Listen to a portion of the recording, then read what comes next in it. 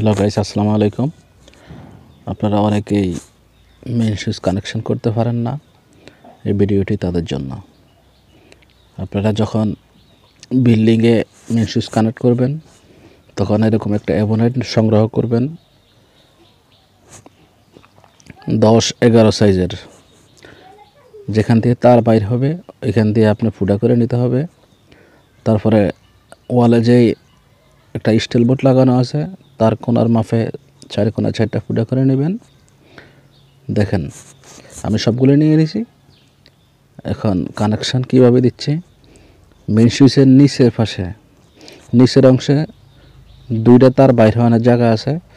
একটা তারের কেটে নেবেন, একটা তারের এক মাথা ঢুকিয়ে দেবেন এক কাটাউটে, আরেকটা তার আরেক কাটাউটে।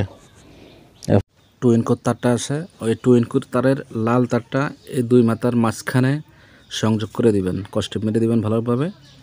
তারপরে নিউট্রালটা, এই যে উপরে একটা নিউট্রালের নাট আছে ডাইন পাশে, ওই নিউট্রালের এখানে কানেক্ট করে দিবেন। ব্যাস হয়ে গেল আপনার মেইন সুইচ কানেক্ট। ধন্যবাদ।